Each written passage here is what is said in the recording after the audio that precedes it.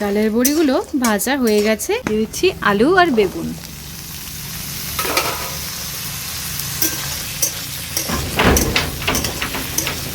বেগুন আলুটাকে বেশ করে ভাজা ভাজা আমি করে নিয়েছি। এবার এতে আমি দিয়ে দেব কলমি শাকগুলো। কলমি শাকটা দিয়ে দিচ্ছি। শাকটা দেখতে কিন্তু অসম্ভব সুন্দর লাগছে ফ্রেন্ডস। হাই ফ্রেন্ডস, সকলকে জানাচ্ছি আমার চ্যানেলে অনেক অনেক স্বাগত এবং অনেক অনেক ভালোবাসা। আজকে আমি চলে এসেছি আরেকটি রেসিপি নিয়ে, আর সেটি হচ্ছে কলমি শাকের ঘন্ট। কীভাবে বানাবো সেটাই তোমাদের সাথে শেয়ার করব। তোমরা চলো গোটা ভিডিওটা দেখতে থাকো। এই সময় বাজারে কলমি শাক প্রচুর পাওয়া যাচ্ছে, তাই আমি বাজার থেকে কলমি শাক নিয়ে এসেছি। আর এগুলো ভালো করে পরিষ্কার করে ধুয়ে কুচি কুচি করে কেটে রেখেছি। এখানে আমি বেগুন আলু ছোট ছোট টুকরো করে কেটে নিয়েছি। রেখেছি পেঁয়াজ কুচি, কাঁচা লঙ্কা চিড়ে রেখেছি, রসুন থেতো করে রেখেছি।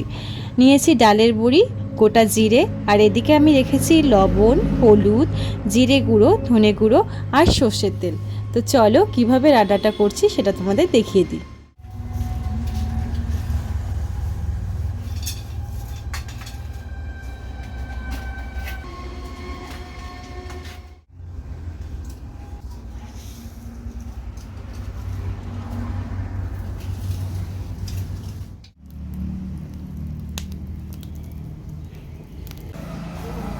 উনুন ধরে গিয়েছে, কড়াইটা বসিয়ে দিচ্ছি। কড়াই গরম হয়ে গিয়েছে, এবার কড়াইয়ে দিয়ে দিচ্ছি আমি সর্ষের তেল। তেল গরম হয়ে গিয়েছে, এবার এতে আমি দিয়ে দিচ্ছি ডালের বড়ি। ডালের বড়িগুলোকে লাল লাল করে আমি ভেজে নেব।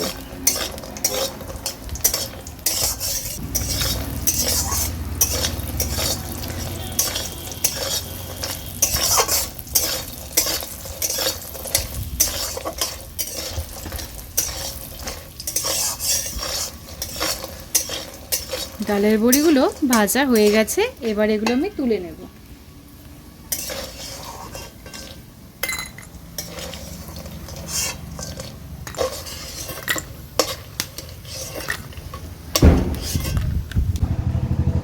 এবার এই তেলেই আমি আরেকটু তেল দিয়ে দিচ্ছি। তেলটাকে ভালো করে গরম করে নেব। তেল গরম হয়ে গিয়েছে, এবার এতে আমি দিয়ে দিচ্ছি গোটা জিরে,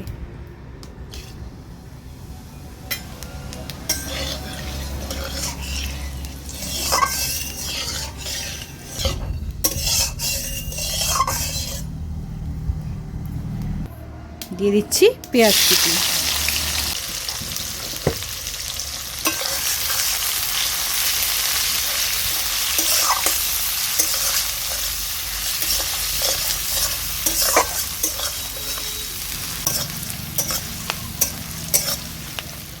পেঁয়াজ কুচিটাকে 2-1 মিনিট নেড়ে চেড়ে নিয়েছি। এবার এতে আমি থেতো করে রাখা রসুনটা দিয়ে দেব। দিয়েছি থেতো করে রাখা রসুন। রসুনটাকেও ভালো করে এবার আমি নেড়ে চেড়ে নেব। পেঁয়াজ আর রসুনটাকে ভালো করে নেড়ে চেড়ে নেব যতক্ষণ না এর কাঁচা গন্ধটা চলে যাচ্ছে।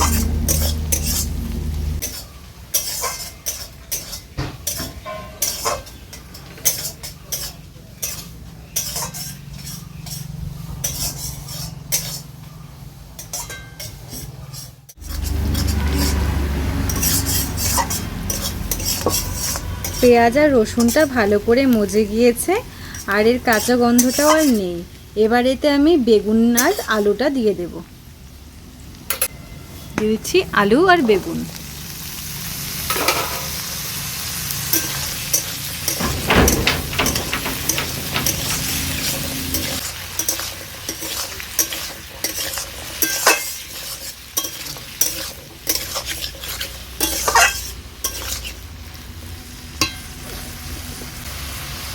এবার এতে আমি দিয়ে দেব স্বাদ অনুযায়ী লবণ, দিয়ে দেব হলুদ গুঁড়ো,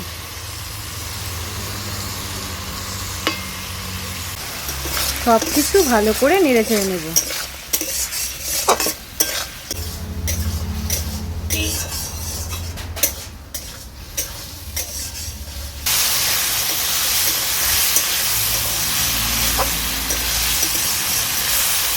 বেগুন আলুটাকে আমি বেশ ভালো করে একটু ভাজা ভাজা করে নিচ্ছি।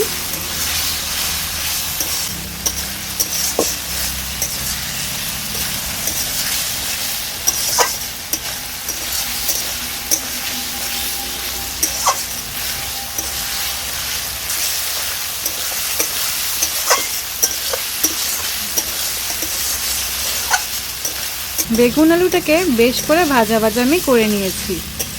এবার এতে আমি দিয়ে দেব কলমি শাকগুলো।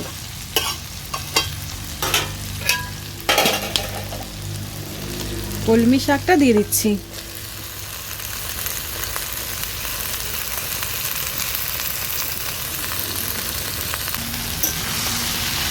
সব কিছু সাথে সাথে মিশিয়ে নিচ্ছি।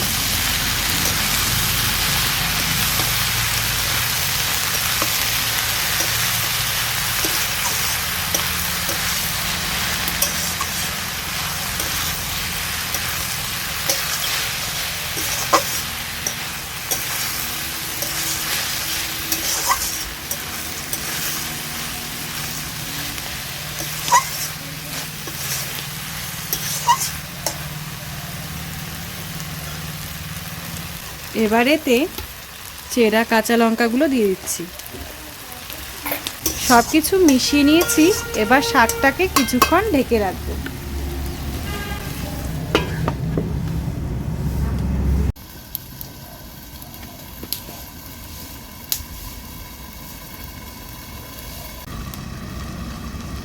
বেশ কিছুক্ষণ হয়ে গেছে, ঢাকনাটা তুলে দেখে নেব।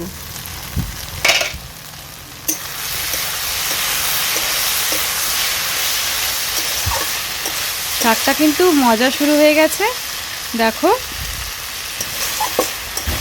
তো এবার এতে আমি দিয়ে দেব ডালের বড়িগুলো আর মশলা। দিয়ে দিচ্ছি ভেজে রাখা ডালের বড়ি। এতে কিন্তু জল দেওয়ার প্রয়োজন হয় না, কারণ শাক থেকে যে জল বেরোয় তাতেই এটা মজে যায়। দিয়ে দিচ্ছি জিরে গুঁড়ো, সাথে ধনে গুঁড়ো।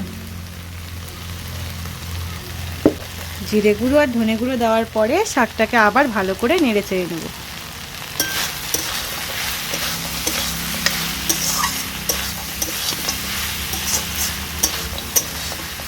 কালারটা কিন্তু খুবই সুন্দর লাগছে।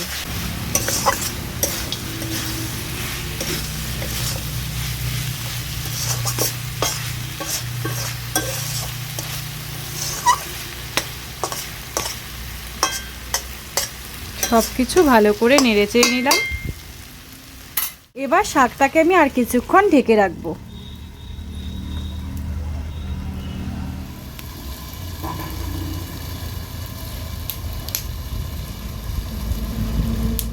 বেশ কিছুক্ষণ হয়ে গেছে, ঢাকনাটা তুলে দেখে নিচ্ছি। তো শাকটা থেকে যে জল ছিল সেই জলটা কিন্তু বেরিয়ে গেছে, আর শাকটাও কিন্তু সুন্দর মজে গিয়েছে, দেখো।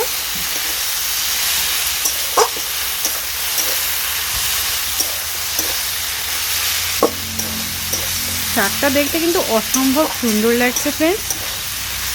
সব কিছু কিন্তু ভালো করে সেদ্ধ হয়ে গেছে। আলু বেগুন সব সুন্দর সেদ্ধ হয়ে গেছে, শাকটাও দেখো সুন্দর মজে গিয়েছে। এগুলো আমি আরেকটু ভালো করে নাড়াচাড়া করে নিচ্ছি, যাতে সব কিছু ভালোভাবে মিশে যায়।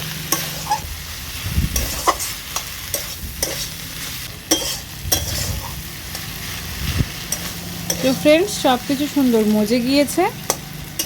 তো এবার চলো এগুলো আমি তোমাদের নামিয়ে দেখাচ্ছি। তো ফ্রেন্ডস, ফাইনালি কলমি শাকের ঘন্ট রেডি। তোমাদের কেমন লাগলো জানিও। যদি ভালো লেগে থাকে অবশ্যই ভিডিওটিকে লাইক করে দিও আর চ্যানেলটিকে সাবস্ক্রাইব করে দিও। টাটা, দেখা হচ্ছে তোমাদের সঙ্গে নেক্সট একটি